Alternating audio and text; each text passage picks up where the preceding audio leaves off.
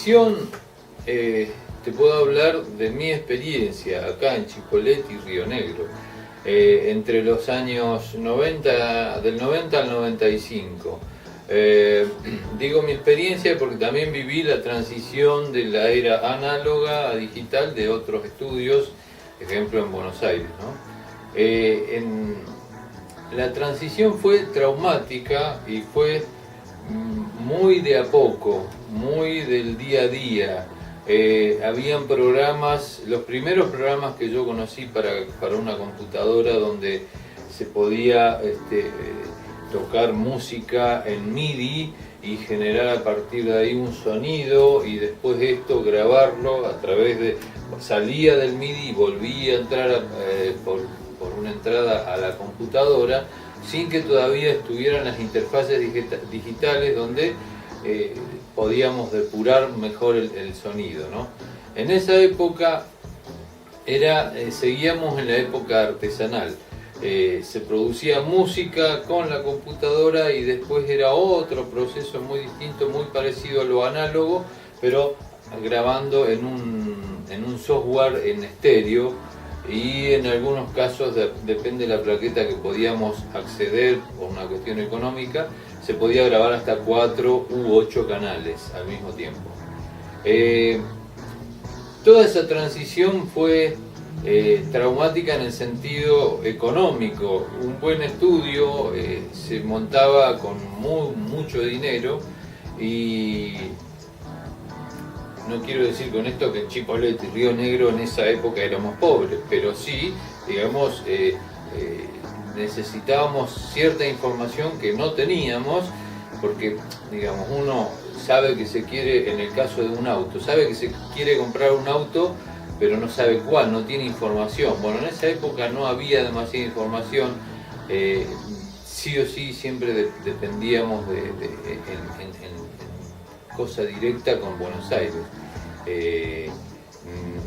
Convengamos que todavía internet no existía, entonces no había una línea de comunicación masiva para actualizarse con la información.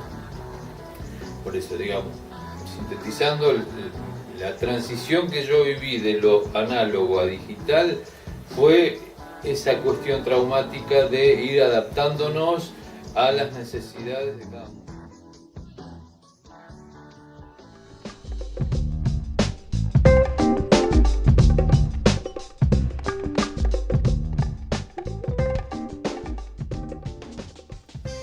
Bueno, las virtudes y defectos de cada época, creo que eso es lo más importante, ¿no?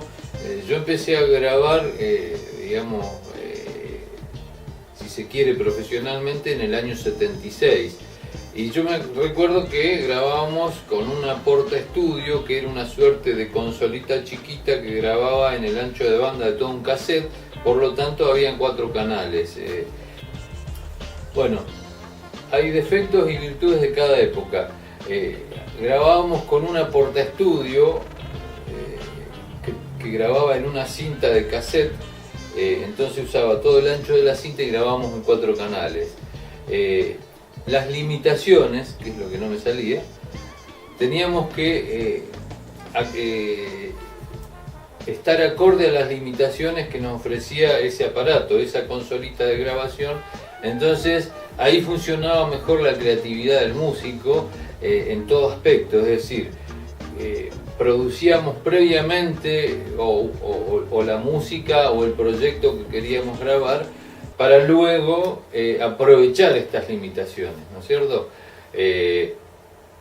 Esto era una cuestión de defectos. Las virtudes era que se echaba a andar todo el tiempo la parte creativa del músico.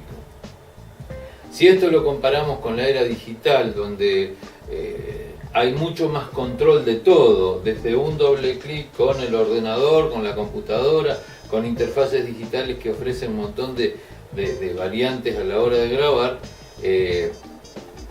hay como un robot a nuestro alcance que está al servicio todo el tiempo, digamos. Y no con esto es que estoy añorando aquella creatividad que se haya perdido, porque en realidad no se perdió. Se agilizó. Yo soy esperé mucho tiempo la era digital sin saberlo, obviamente, pero siempre estuve bastante actualizado con lo que me iba prestando esta técnica, esta tecnología, mejor dicho. Y lo bueno es que vengo de esa época donde los recursos de trabajar con